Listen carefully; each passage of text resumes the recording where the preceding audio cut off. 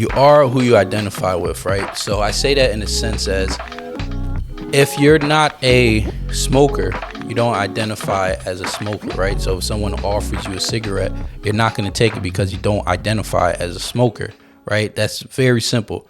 What's up, world? Brian here, Better Business Brian.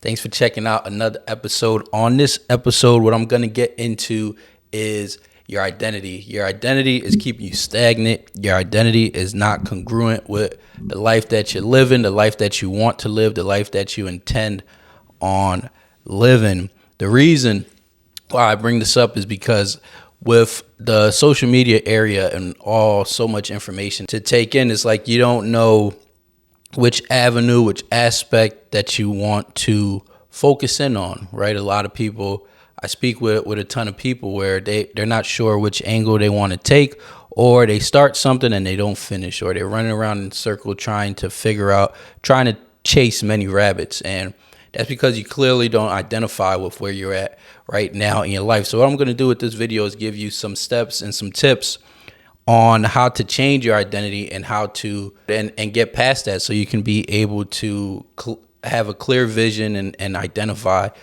with what you intend to do and see where those limited beliefs are coming in at, right?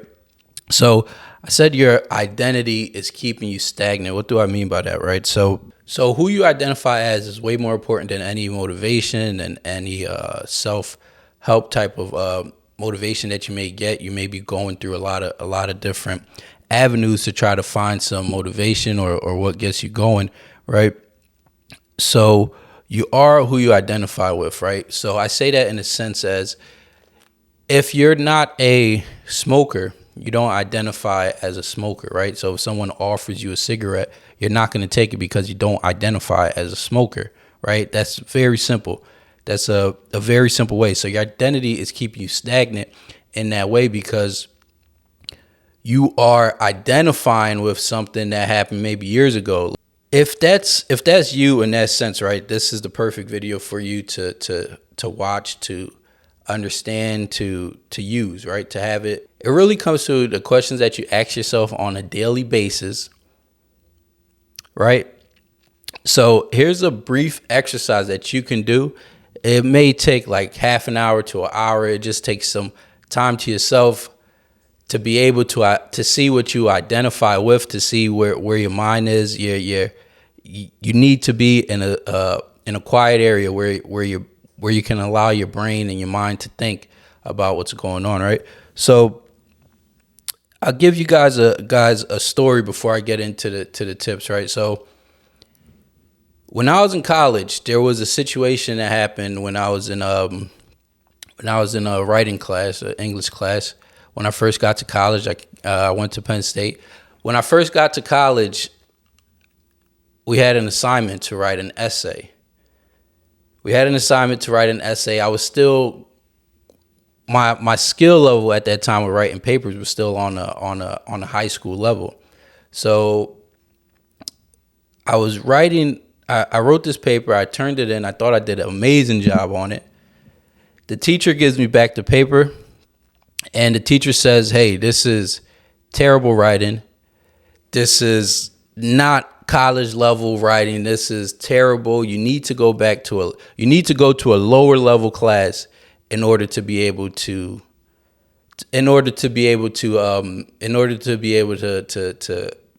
come to this class, right? To be able to continue in this class." That's what she wrote on the paper. She never pulled me aside. She just wrote that on the paper and said, "Hey, I would recommend that you go to a lower level class in order to be more prepared for this level of English." Right? I took that. I could have took that react. I could have took that feedback two different ways. I could have took it as, "Hey, I'm never going to pass this class and I need to do something differently," or I could take it as, "Yo, I know I don't identify with being a terrible writer. I didn't learn these things prior to coming to this class. So now I have to apply myself and learn because I took myself as a hard worker. I identified with being a hard worker and someone that is able to achieve." So by the end of that semester with that class, I ended up passing the class with a B. What I ended up doing was adding some extra time, put some extra effort into learning and learning outside of just the class in order to be able to prove the professor wrong, one, and then tell myself that I know this is not what I identify with. I'm just not going to give up and allow this woman to tell me that I'm a terrible writer, right?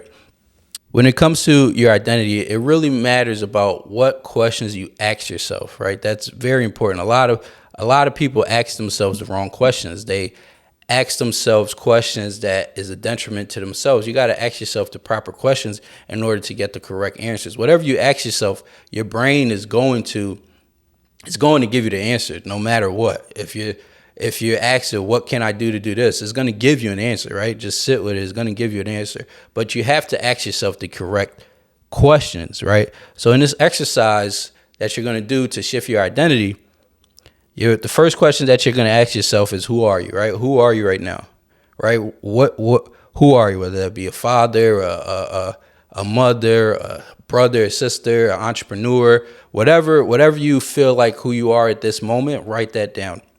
Right. Write that down. Write down as many as that comes to mind. Right. The next question: what do you value?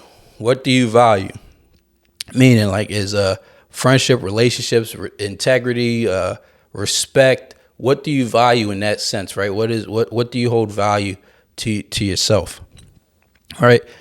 And then the next question after that would be, what are your beliefs about yourself? Right. This is a powerful question. What are your beliefs about yourself? Because, like I said, your brain is going to come up with these answers. No matter if it's positive or negative to you, you're going to write down whatever comes to mind about what are your beliefs about yourself. When you have that list of your beliefs about yourself, go focus in on those negative beliefs, those limited beliefs that you have on yourself. Right. So those negative beliefs, what they do is create your thoughts, which your thoughts leads to your actions, and your actions leads to your results. Right. So what you need to do with those negative beliefs is come up with the opposing positive belief behind the negative belief that you wrote down when you asked yourself, what are your beliefs about yourself? Right. Once you have that is the first step to shifting your identity, when you have those positive beliefs about yourself, right? Because you're looking at your values, you're looking at who you are, and if your beliefs don't align with what you value and who you believe you are, that is how you begin to shift your identity. Identity leads to your thoughts leads to your actions leads to your results. So once you begin to shift your identity, then your thoughts start to change. Now, when something comes at you, if it's something that you had a negative belief about yourself, like if you tell yourself that I'm fat, or I'm out of shape, or like something like that, if that's one of the beliefs that came up, and you switch that belief to I'm a healthy eater, or I'm in shape, or you align, your identity is you're a healthy eater.